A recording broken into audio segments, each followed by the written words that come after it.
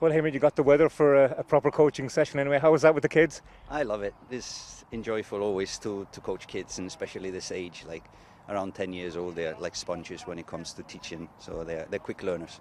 And they are the future of Irish football. They are, yeah, looking good. Tell me about the future for you and the Republic of Ireland.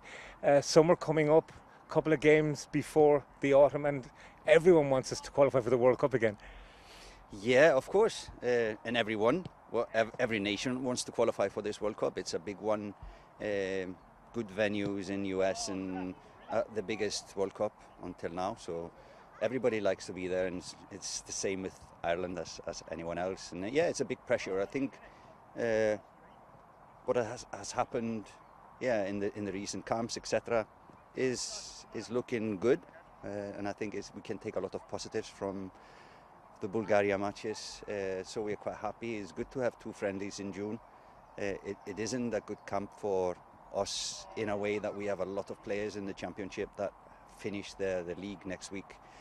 So yeah, we've been thinking about what's the best way forward in that one, but looking forward to these matches. Senegal is one of the best teams in the world. It's one of, probably the best African team, plus world-class players, so it will be fantastic to have him in Aviva, and I know it's going to be a full stadium.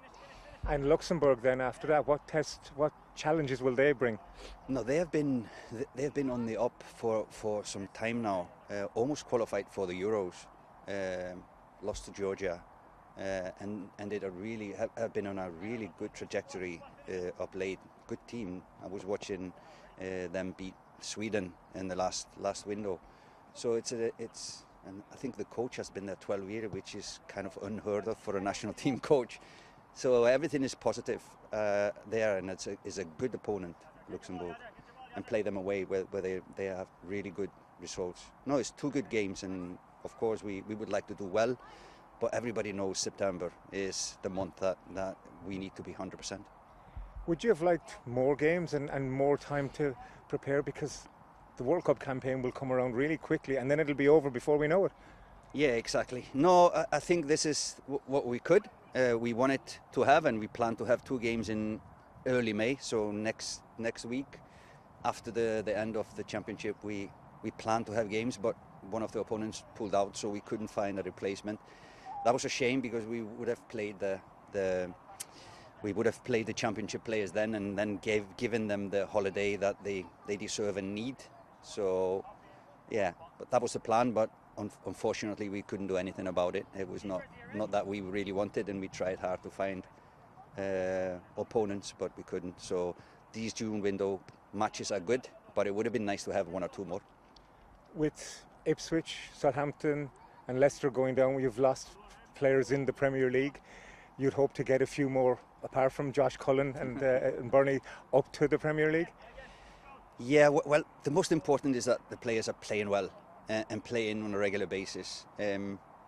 Is pros and cons in this. Is it better for us to have a player playing day in, day out in a team that is losing more or winning more? So confidence comes into consideration as well. So maybe it's better for us to have a player in a top team in the championship winning 70% of their matches, coming in with confidence and like a winning spirit. But yeah, there will probably be a lot of changes anyway. So players will move. Some players will move. That happens every year. So we'll see when the season starts. But the most important is that they can get a good break now after a long season, and they will be ready and fit and fresh in September. You've gone to see a lot more League of Ireland grounds, League of Ireland clubs and League of Ireland matches. Does that increase the chances of League of Ireland players making your squads? Well, that was one of the reasons we wanted this May camp to kind of split and have more open spots. So in that sense, it would have been more likely than not that we would have seen League of Ireland. But I'm not ruling it out that they will be in June. But it's because of it, we failed to do the May camp. It's less likely. But really good young players now playing, and I'm really happy with how many teams are playing young, talented players. You're tending to the grassroots, you might say, coaching at this level. But in Irish football, you've seen it yourself. There's often issues and divisions. How can that be solved, do you think?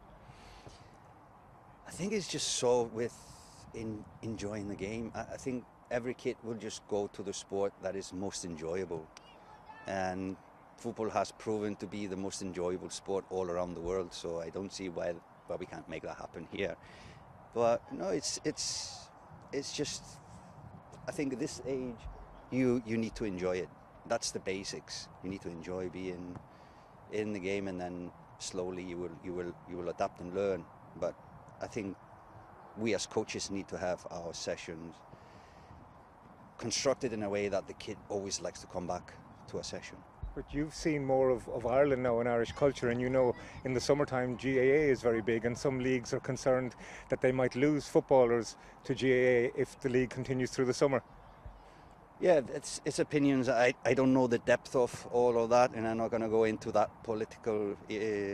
But for us as coaches, we only can think about the kids that come to us. If they want to play football, then it's good. If they want to play other sports, then we need to adapt to that fact and have maybe more interest in drills or trainings or games or whatever. So no, that's just how life is. There's always a competition in everything. The kids seem to enjoy it today anyway. Yeah, I hope so. Really good kids. Well done. Thank you.